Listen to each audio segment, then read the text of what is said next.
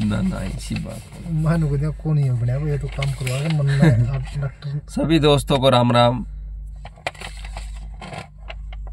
भाई ward number 13 में जो अपने गांव आए हैं उनके अंदर 2 साल का जो कार्यकाल रहा जिला परिषद का, तो 2 साल के दौरान जो काम हुए हैं उनका लेखा जोखा इस वीडियो के माध्यम से आप सभी दोस्तों के साथ शेयर और साझा करना चाहता हूं। तो वार्ड नंबर 13 के अंदर गांव आते हैं गोरखपुर, दहमन, नैला, बैजलपुर, डाणी गोपाल, डाणी साचला, डाणी भोजराज और खासा पठाना। तो बहुत प्रयास करे भाई काम करवाने के लिए, लगातार जारी रहा प्रयास। भगवान से दुआ करता हूं कि ये आगे भी जारी रहे। तो 2 साल के कार्यकाल के दौरान जितने भी अपने वार्ड में काम हुए उनका लेखा जोखा आपके साथ साझा करना चाहता हूं। पहले गांव गोरखपुर से शुरुआत करते हैं। गांव गोरखपुर के अंदर सबसे पहले बाबा गुरु गोरखनाथ गौशाला में 10 लाख रुपए का शेड का निर्माण। उसके बाद कामरेड पृथ्वी सिंह और कामरेड कृष्ण स्वरूप लाइब्रेरी में 5 लाख रुपए का शेड का कार्य। इसके बाद शहीद Rajesh senior secondary school Gorakhpur के अंदर पेवर ब्लॉक का कार्य हुआ 3 लाख का, जो लाइब्रेरी बनी उसके सामने। एक तिरंगा झंडा का कार्य करवाया गया जो अपनी निजी कोष से करवाया था, जो गेट के बिल्कुल फ्रंट में है। उसके बाद में शहीद राजेश पार्क, शहीद सतपाल पार्क के अंदर सौंदर्यीकरण का कार्य 5 लाख रुपए का हुआ। उसके अंदर जो बाहर की तरफ की ग्रिलें हैं, शेड के सामने के पेवर ब्लॉक और झूलों के नीचे जो पेवर ब्लॉक लगे हुए जिला परिषद के कोटे से हुए हैं। उसके बाद शमशान घाट के अंदर 2 लाख का शेड लगाया गया है। और गांव गोरखपुर के अंदर जो फिरनी पे लाइटें लग रही है वो जिला परिषद के कोटे से लगी हुई लाइटें हैं।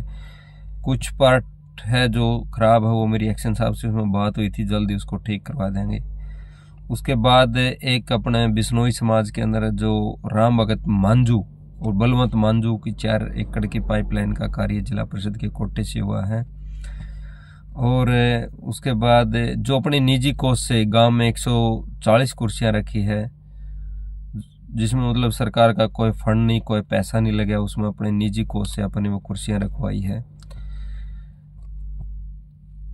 तो ये लगभग गांव गोरखपुर के कार्य थे। और इसके अलावा जहां भी मैं गया तो लगभग सारे पहुंचने की भी, जिसने बोला मैंने वहां पहुंचने की कोशिश की। इसके अलावा एक गांव गोरखपुर में एक देलागढ़, दादा देलागढ़ कुमार धर्मशाला के अंदर 5 लाख का कार्य हुआ है। उसमें बाहर की 4 दीवारी है और पेवर ब्लॉक एक पानी की टंकी का कार्य करवाया गया है। उसके बाद में गांव दहमन के अंदर है। गांव दहमन के अंदर एक लाइब्रेरी का रास्ता था जो बिल्कुल उसके हालात खराब थे, तो एक रास्ता बनवाने का कार्य किया गया है। एक पानी का टैंकर दिया गया गांव दहमन के अंदर। एक 8 किल्लियां की नाली बनाई गई, खेत की नाली, जो जिला परिषद के कोटे से हुई है। और जो लाइटें लगी है, कम से कम 30 लाइट लगी हैं, जो अंदर की लाइटें विद पोल लगी है और फिरनी पे लाइटें लगी वो जिला परिषद के कोटे से लगी है। इसी तरह गांव नैला के अंदर जो फिरनी पे लाइटें लगी वो जिला परिषद के कोटे से लगी है। एक वाल्मीकि चौपाल के अंदर 5 लाख का शेड की लगवाया गया है। और एक पानी का टैंकर भी गांव नैला में दिया गया है। अंदर की लाइटें भी 30 लाइटें हैं, जो जैसे गांव के मेन जगह है, वही चौक है, कोई चौपाल है, कोई स्कूल है, 20-30 लाइटें लगी है, वो विद पोल लाइटें लगी है, वो जिला परिषद के कोटे से हुई है वो। और इसके अलावा फिर गांव बैजलपुर में आते हैं। गांव बैजलपुर के अंदर भी 30 लाइटें लगी है, जिला परिषद के कोटे से लगी है। और मेन बस स्टैंड के ऊपर एक नेताजी सुभाष चंद्र बोस की प्रतिमा थी, उसके ऊपर भी एक 2 लाख रुपए का शेड लगा है। इसके अलावा अपने कबीरदास आश्रम था एक है, उसके अंदर भी एक 5 लाख रुपए का शेड लगा है। और एक पानी का टैंकर भी गांव बैजलपुर में अपने जिला परिषद के कोटे से दिया है। तो फिर इसी तरह गांव ढाणी गोपाल के अंदर रोकी थी ढाणी गोपाल के अंदर एक पानी का टैंकर दिया गया है। 30 लाइटें लगाई गई है गांव के अंदर, जिसमें मेन चौक पे होगा या कहीं भी स्कूल है, इस जगह सार्वजनिक जगहों पर विद पोल वो लाइटें लगी हैं। और एक बाबा इमगरी का मंदिर है, वहाँ पे 5 लाख रुपए का शेड का निर्माण कार्य करवाया गया है। तो इसी तरह गांव खासा पठाना के अंदर 20 लाइटें लगी हैं। 20 लाइटें हैं जो विद पोल है। और एक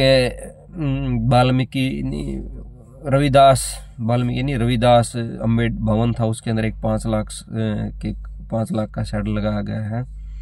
और जो एक पानी का टैंकर भी वहाँ उपलब्ध करवाया गया है जो जिला परिषद के कोटे से। तो इसके अलावा भाई साहब फिर ढाणी भोजराज के अंदर एक शहीदी स्मारक का कार्य किया गया है। 19 लाख रुपए का था वो। उसमें शहीद महेंद्र सिंह झांझड़ा, तो उसका सही स्मारक का कार्य किया गया है। और इसी तरह ढाणी सांचला के अंदर स्कूल के अंदर एक शेड का निर्माण किया गया है, जो बहुत जरूरत थी उस शेड की। बारिश के मौसम में प्रेयर करने की बड़ी दिक्कत आती थी बच्चों को, तो एक उसमें शेड का निर्माण करवाया गया है। इसके अलावा ढाणी सांचला के अंदर 20 लाइटें थी वो लगवाई गई हैं। और फिर 30 लाइटें थी वो लगवाई गई हैं। तो इस तरह से भाई साहब लगभग सभी गांव में अपने कार्य किए हैं। ऐसा कोई गांव नहीं भाई जिसमें ये नहीं देखा हमने भाई इस गांव से वोट कम आए हैं, इससे वोट ज़्यादा आए हैं। सभी को पैरेलल लेके चले हैं। और भविष्य में मैं उम्मीद करता हूँ कि जैसा भी होगा किसी के साथ भेदभाव नहीं होगा, बिल्कुल करेक्टली तरीके से काम करेंगे। आप सबके आशीर्वाद से काम करेंगे, न कि ये मेरा कुछ नहीं है, आप लोगों ने बनाया था, जनता के काम है, मेरे इसमें कोई ईगो घमंड नहीं है। ये आपका ही नुमाइंदा हूँ, आपके ही बलबूते पे आज मैं काम कर रहा हूँ। अगर आप जनता का साथ है तो सबका साथ है। मैं जनता से बढ़कर किसी को नहीं मानता, कोई जाति धर्म नहीं है, सब मेरे लिए बराबर है।